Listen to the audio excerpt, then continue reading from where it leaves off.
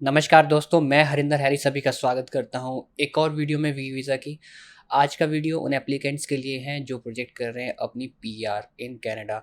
PR means permanent residency. आप सब जानते होंगे कि कनाडा में पीआर अब थोड़ा सा मुश्किल हो गया। अगर आप एक्सप्रेस एंट्री के बारे में जानते हैं, एक्सप्रेस एंट्री एक ऐसी एंट्री है जो आप इंडिया से डायरेक्टली पीआर के लिए अप्लाई करते हैं। अगर हम हिस्ट्री की बात करें आज से पहले, तो ये जो सीआरएस स्कोर था, सीआरएस के बारे में मैं आपको बताना चाहता हूँ। कॉम्प्रिहेंसिव रैंकिंग सिस्टम, ये एक ऐसा पॉइंट बेस्ड स्कोर होता है जो आपको आपकी प्रोफाइल के अकॉर्डिंग आपको एक स्कोर दिया जाता है। 400, 500, 600 अप टू 1200 होता है ये स्कोर। आज से अगर हम पिछले 2-3 साल पहले की बात करें, बिफोर कोविड, तो सीआरएस स्कोर अराउंड 420, 430, 450 मैक्सिमम पे आपको आराम से इनविटेशन आ जाती थी, जो कि फेडरल पीआर होती थी। ऑल ओवर कनाडा की पीआर होती थी, किसी पर्टिकुलर प्रोविंस की नहीं होती है। अब अगर प्रोविंस की पीआर की बात करते हैं तो प्रोविंशियल लेवल पे हमारे पास पीएनपी पे बहुत से प्रोग्राम होते हैं। जैसे अटलांटिक प्रोविंस के अपने पीआर प्रोग्राम्स हैं, एल्बर्टा कैलगरी साइड अलग प्रोग्राम्स हैं, ब्रिटिश कोलंबिया का अलग है और ओंटारियो साइड में अलग है, क्यूबिक के अपने हैं जहाँ पे फ्रेंच स्पीकर्स रहते हैं। तो इस तरह से हर एक प्रोविंस के अपने अपने पीआर के अलग अलग तरह के रूल्स हैं और अलग अलग तरह की रिक्वायरमेंट्स हैं। बट जो हम इंडिया से अप्लाई करते हैं, आज के वीडियो में हम सिर्फ बात करेंगे federal PR means Canada, entire Canada की पीआर, जिसको एक्सप्रेस एंट्री भी बोलते हैं। और एक्सप्रेस एंट्री में जो एक टर्म होती है that is CRS score, comprehensive ranking system जो इसको बोला जाता है। तो हम सिर्फ पॉइंट बोलते हैं, सीआरएस को छोड़ के हम पॉइंट बेस्ड पीआर भी इसको बोल सकते हैं। तो पॉइंट बेस्ड पीआर में एक पॉइंट रहते हैं जिससे कि आपकी जो एलिजिबिलिटी है उसको डिटरमाइन करती है गवर्नमेंट ऑफ कनाडा। तो अगर हम आज की डेट में देखें, एक मान लीजिए रफ प्रोफाइल है, आपके पास आपकी एज के भी फुल पॉइंट है। मान लीजिए आपकी एज 29 ईयर्स है, आपने मास्टर्स भी की है और आपके पास more than 3 years work experience भी है, आपका आइल्स 8777 भी है। ये सब टॉप नॉच रिक्वायरमेंट अगर आप फुलफ़िल भी करते हैं, इसके बावजूद भी आपको अनफॉर्चुनेटली कनाडा की एक्सप्रेस एंट्री में एलिजिबिलिटी नहीं मिलेगी।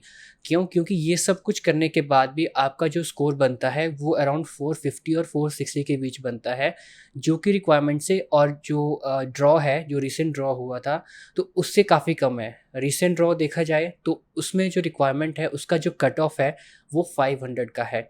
तो कट ऑफ को मीट करने के लिए आपको एटलीस्ट 500 जो मिनिमम रिक्वायरमेंट है वो फुलफ़िल करनी है। मैक्सिमम कैपिंग तो इसमें नहीं होती है, बट इसमें जो मेरिट बेस्ड सिस्टम होता है, हर मंथ ड्रॉ होता है और इनविटेशन आती है पीआर के लिए। कभी 3000, कभी 4000, कभी 5000, कुछ ये नंबर्स रहते हैं।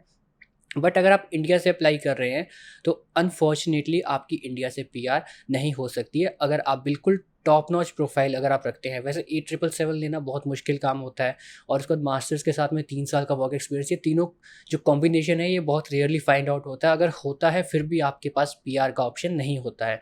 तो अब इस केस में क्या करें?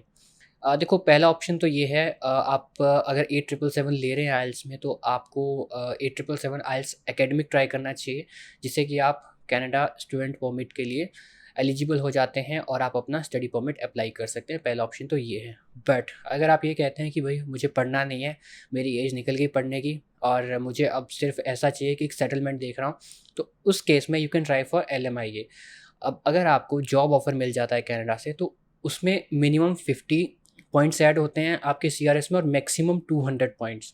तो अगर हम एवरेज मान के चलें कि हम 50 भी नहीं बोलते हैं, हम मैक्सिमम 200 भी नहीं बोलते हैं, हम इसका जो बिल्कुल मिड है वो मान के चलते हैं। फॉर एग्जांपल आप 100 पॉइंट्स भी लेते हैं, तो वही पॉइंट्स जो आपके 470 थे बढ़कर सीधा 570 होते और आपकी पीआर 100% ऑन टाइम आ जाएगी। तो आपने क्या करना है, अगर आपको लगता है कि आपका दूसरा आपके पास ऑप्शन नहीं है, आप कोई बिल्कुल अल्टरनेटिव नहीं लेकर जाना चाहते हैं और आप ये चाहते हैं कि बस जाना है तो पीआर के लिए ही जाना है, अदरवाइज़ किसी भी बैकअप के लिए नहीं जाना है, क्योंकि दूसरा ऑप्शन तो सिर्फ स्टडी परमिट का है। Work permit, tourist visa to work visa, ये सब चीज़ें बिल्कुल भी रियल ग्राउंड्स पे देखी नहीं जाती हैं, बस वो एडवर्टीजमेंट पर्पज़ के लिए होती है जो भी इस चीज़ को पब्लिश करते हैं। अदरवाइज़ अगर देखा जाए रियल ग्राउंड पे या गवर्नमेंट ऑफ कनाडा इस तरह की किसी चीज़ को बिल्कुल भी सामने नहीं रखती है। चलिए वो बात तो बात की है। बट जो हमारे पास ऑप्शन है, फर्स्ट ऑप्शन है कि आप स्टडी वीज़ा के लिए ट्राई करें और एक अच्छी मास्टर्स के लिए यूनिवर्सिटी में आप अप्लाई कर सकते हैं। और सेकेंडली आप अपना एलएमआई लेकर डायरेक्टली पीआर के लिए फ़ाइल कीजिए, आपका डेफिनेटली इनविटेशन आएगा, आपका जो कट ऑफ है, आपका स्कोर उससे ऊपर रहेगा। तो इस वीडियो के माध्यम से मैं कंक्लूज़न पे आया हूँ, आप सभी को बताने के लिए कि डायरेक्टली पीआर पॉसिबल नहीं है। अगर पीआर के लिए अप्लाई करना है तो एलएमआईए का होना बहुत ज़रूरी है, क्योंकि cut off day by day बढ़ती जाएगी, सीआरएस स्कोर का कट ऑफ बढ़ता जाएगा, ये घटेगा नहीं। अगर अभी 500 है, अगले साल को यही 520-30 तक जाएगा, जिसका कि प्रीवियस हिस्ट्री भी देखे जाए, वो भी इस चीज़ को एविडेंस देती है। तो ये बात है। और सेकेंडली आप अगर स्टूडेंट वीज़ा करना चाहते हैं, वो आपका ऑप्शन है। तो अगर नहीं तो then you should go for LMIA. Thank you so much for watching this video. अगर आपको वीडियो इन्फॉर्मेटिव लगा हो तो वीडियो को लाइक ज़रूर कीजिए। धन्यवाद।